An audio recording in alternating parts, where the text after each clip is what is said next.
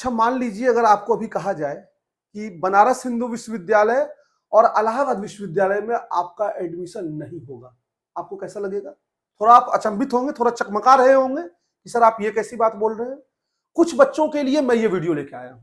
मुझे पता है कि हो सकता है बहुत बच्चों को इस वीडियो की आवश्यकता नहीं होगी, लेकिन नियम का जो बनना होता है उसकी सुनिश्चितता इस बात को लेकर तय होनी चाहिए कि नियम का पालन हो रहा है। बनारस हिंदू विश्वविद्यालय और इलाहाबाद विश्वविद्यालय, ये दोनों विश्वविद्यालय नियम को तोड़कर अपनी मनमानी करने पर उतारू हो चुके हैं। इसको लेकर पहले भी मालवीय एकेडमी से वीडियो गया है और हमने बीएचयू एडमिनिस्ट्रेशन से हमारी टीम ने कांटेक्ट करने का प्रयास भी किया, उनको ये समझाने का भी प्रयास किया कि आप जो कर रहे हैं वो गलत है, हो सकता है इससे कुछ बच्चों का भविष्य खराब हो जाए। लेकिन हमारी तो आदत है कि जिस बात से हम प्रभावित होंगे केवल आवाज उसी को उठाएंगे।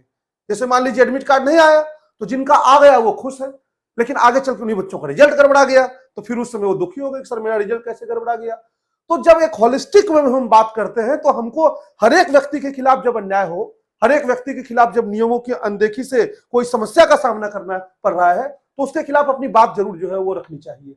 एक ताजा मामला है बनारस हिंदू विश्वविद्यालय और इलाहाबाद के एडमिशन से रिलेटेड। ध्यान से समझिएगा इस वीडियो को और देखिए कैसे बीएचयू और एयू जो है एनटीए के नियम को ताक पे रख दिया और कहा हम आपकी कोई बात मानने के लिए बाध्य नहीं है।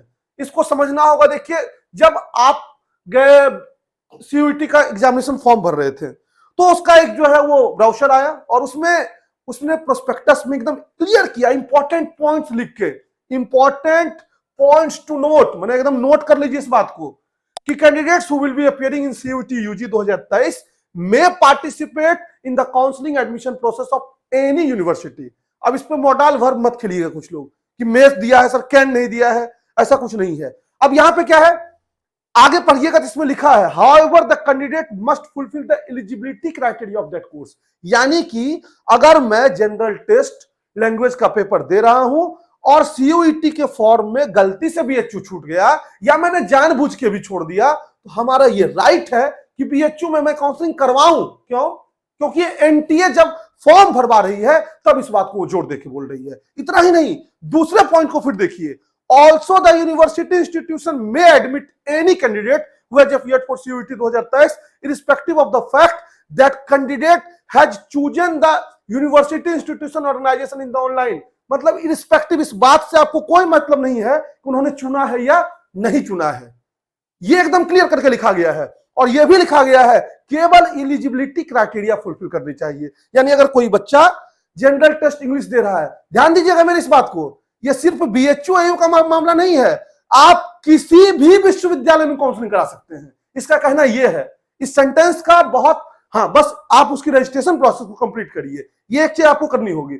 लेकिन ये क्लियर करता है इस पॉइंट को। लेकिन अब क्या हुआ, जैसे बीएचयू का फॉर्म आया तो बीएचयू ने इसके लगभग, मान लीजिए एग्जाम के बाद आया तो 2 महीने बाद लगभग आया जो है दोनों का अंतर। तो पहले ये रूल बच्चा पढ़ा, 2 महीने बाद माननीय कुलपति महोदय के नेतृत्व में शायद ये कमेटी गठित की हो गई होगी और शायद उसमें ऐसे लोगों को बैठा के रखे हैं जो अपनी ही अकल पे जो है वो लाठी लेके चल रहे हैं, मैंने अपने अकल के पीछे लठ लेके दौड़ रहे हैं वो कि मैं कैसे सही काम कर दूंगा। उन्होंने एक लाइन को एकदम बढ़िया से चला दिया इसमें कि consequent upon the announcement of CUET UG 2023 NTA on July 2023, फिर जो भी है।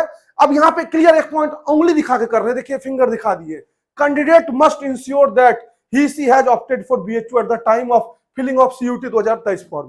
कैसे इंश्योर करेगा?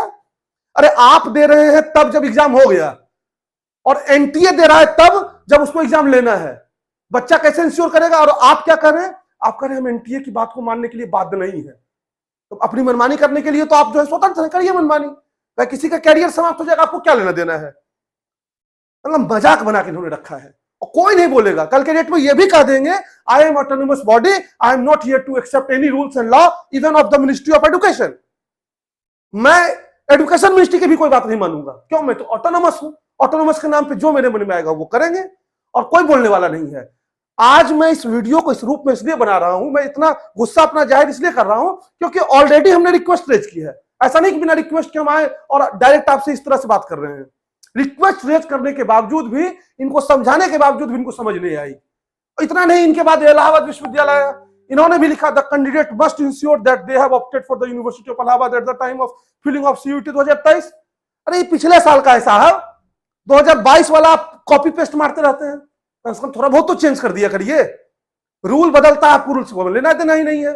रूल बदल गया, आप पुराना प्रोस्पेक्टस में 22 को 23 कर देंगे, कंट्रोल F करके पीडीएफ में, और फिर उसी को जो अपलोड कर देंगे। इतना नहीं, मम्मी डाला जी का देखिए, मम्मी डाला मम्मी डाला मारही डाला नहीं है, मम्मी डाला जी ने देखिए इसमें क्या डाला है। मम्मी डाला जी ने डाला कि university can use the normalised score to prepare merit of the admission UG programme wishing all students good of. हाँ, NTA will provide normalised score to the 250 participating university. सबको, ये यूनिवर्सिटी नहीं कह सकता कि हमारे पास स्कोर ही नहीं आएगा, सबको हम देंगे। इतना इन लोगों का हेक्टिक, मतलब इतना ये लोग पैनिक वाला माहौल क्रिएट किए। तो अलग अलग रजिस्ट्रेशन लेना, सबसे अलग अलग पैसा लेना, क्या मतलब है भाई साहब? आप क्यों ये सेंट्रलाइज एग्जाम ले रहे हैं? मतलब पहले जो है विश्वविद्यालय 600 रुपए में अपना एग्जाम कराता था, अब 1000 में रजिस्ट्रेशन करवा रहा है। ये है धन मशीन जो है, ठीक है। जनधन योजना के तहत जो आप लोग भी जो है जन का धन जो है वो ग्रहण करते रहिए। और बच्चों को क्या है, बच्चों को लग रहा है सब बढ़िया ही चल रहा है।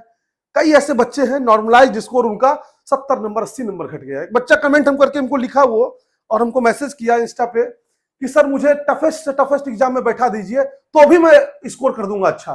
220 222 शायद उस बच्चे का जनरल टेस्ट में स्कोर था, और उसको नॉर्मलाइज करके लोग पहुंचा दिए 170 वगैरह के आसपास पे, 50-50 नंबर उसका कम कर दिए। अब वो परेशान है इस बात को लेके, सर मेरा क्या दोष, हमको अगर इजी पेपर आया तो।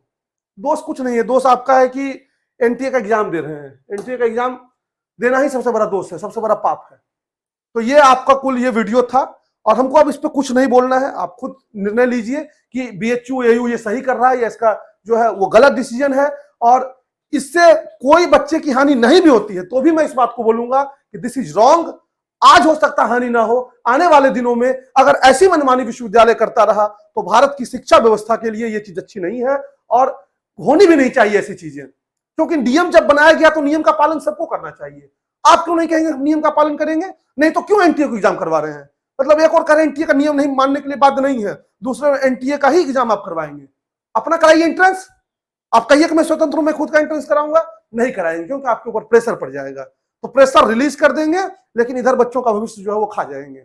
अभी भी मेरा आपसे निवेदन है, हाथ जोड़ के मेरा आग्रह है कि इसको सही करिए। हो सकता है 50 बच्चे 100 बच्चे ही जो है वो फिर से फॉर्म को भरें, लेकिन फॉर्म को उसको भरने दीजिए, उसको अनुमति दीजिए इस चीज की, क्योंकि उसमें उसकी गलती नहीं है, वो नियमानुसार सही है, तो उसके साथ जाति नहीं होनी चाहिए। मिलते हैं अगले वीडियो में। आपकी और कोई क्वेरी है, हमको पता है नॉर्मलाइजेशन वाली आपकी क्वेरी है ही, तो इस पर मैं अगले वीडियो में बात करूंगा। All the best, thank you very much.